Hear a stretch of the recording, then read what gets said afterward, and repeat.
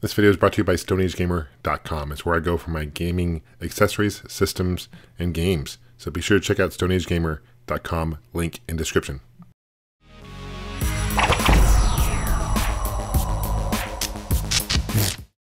Hey guys, what's going on? This is John, Gamester81. I'm here with my good friend Jason Metal Jesus. What's going on, man? Cheers, buddy. Cheers. Cheers. How do you like the stupid Becky?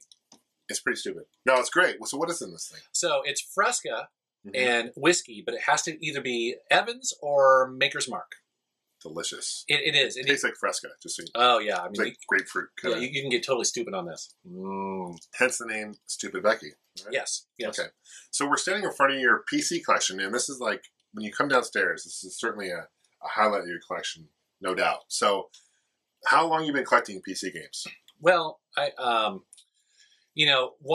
consider PC games to be everything back to like personal computers. So for me, it was the Commodore 64. Okay. And so in this collection, there is Commodore 64, like right here.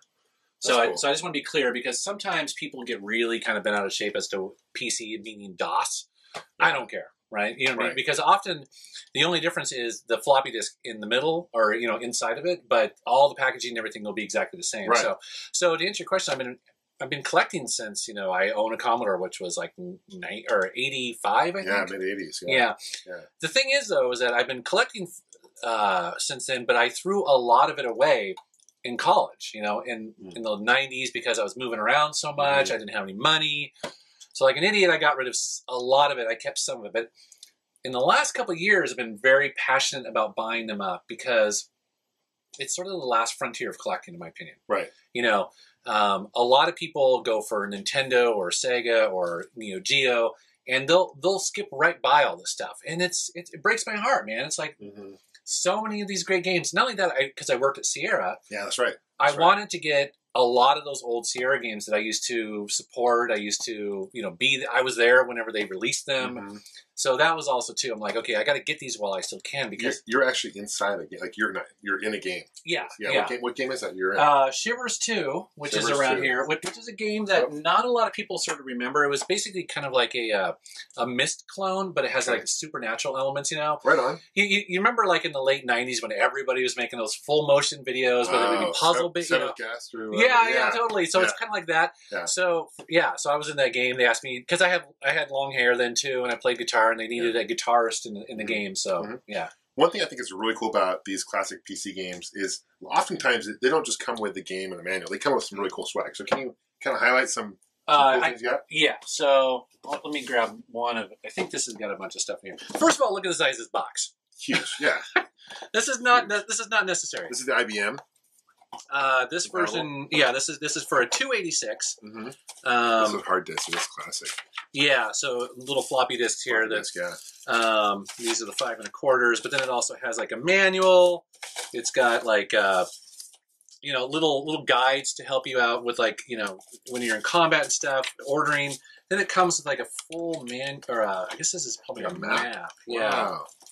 Now this one is a paper map. Often they would come with cloth maps, and I have examples of that. But like, look, that's cool, and the condition is amazing. Yeah. So where did you find this particular copy? This, because you find a lot of these in the wild. Like you don't just a lot of them.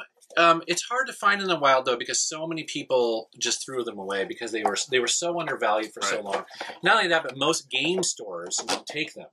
So once yeah, sure. So if you were to find this, you can't take it to a game store, because they won't take them. No one can run them, right? Right. They're kind of obsolete. Yeah. Unless you have like an old computer from the 90s or 80s. Yeah, and I don't actually even worry about that. Again, because all of these can mostly be ran in like DOSBox, or you can get the newer kind of version on GOG.com. Right.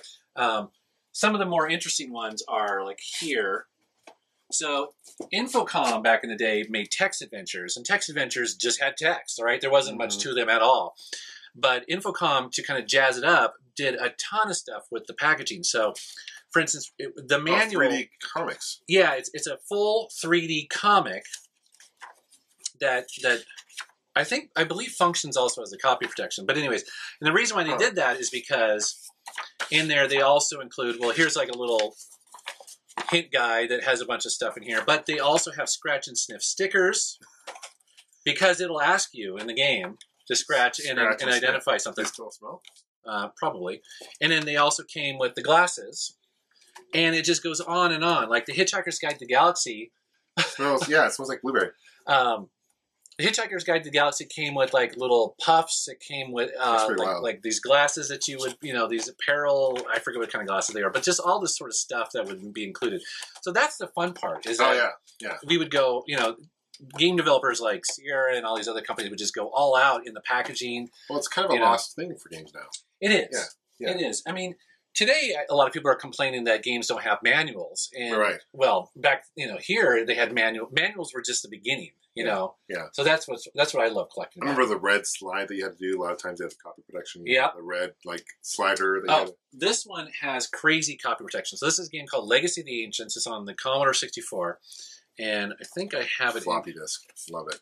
Oh, yeah. So this has one of those stupid wheels. Oh. Remember that? So you would have to match up, you'd have to match up a word to like a diamond. It had all these minerals. And there's numbers you punch in. And then you have to. Then there's an inner ring, and then you'd have to figure out the number. Yeah. Right. And you had to do this every time you played. As a matter of fact, I remember one time when I was really young, and I had a Commodore, and I didn't have my own copy. Right, it was a borrowed copy, and it was a game called Gunship. So it was like a helicopter simulator, right? And my borrowed copy, I didn't have the copy protection. The copy protection was it would allow you to go out and do the mission. And missions in a simulator would take hours, right? And as you were coming back to base, the base would radio you and ask you the copyright question. Which I didn't know what it was, right? Because there wasn't the internet. I couldn't look it up. Right. And then they would launch missiles at you because they basically thought you were the enemy sneaking back onto the base. So me and my buddy would be 2 inches above the ground, trying to stealthily get into base to end the mission every single time, and we would always get blown out of the air. It was just like a nightmare, But we did it anyways because we were young, That's funny. It was awesome. So, well, now in case people don't know who you are, I'd be surprised. You have a pretty popular channel on YouTube, but where can people find you? YouTube. / Metal Jesus Rocks. I'm on Twitter, Metal Jesus Rocks. I try to keep it all fairly simple. Yeah. Facebook, Metal Jesus Rocks, and all that good stuff. All that good stuff. Yeah, you cover a bunch of cool hidden gems for all different systems, which is awesome. So very good variety. You offer even food. You have some food. Yeah, Gamer Eats. Gamer Eats. Yeah, absolutely. Yeah. So love the channel. Love the show. Thank you. We also have a podcast. In case you guys didn't know, we bi-week we record once every 2 weeks called Allgengamers. Yep. Website allgengamers.com. Yep. Forums on there. It's us two, Pete Dorr, Jason Heine. So give that a listen. We talk about all sorts of weird stuff, like video games. One week we talked about the Spice Girls for way too long, but we did it anyways. Yeah. So tell me what you want. What you really want. Anyway, awesome to have you on the show, man. Thanks, man. Yeah, for sure. Awesome.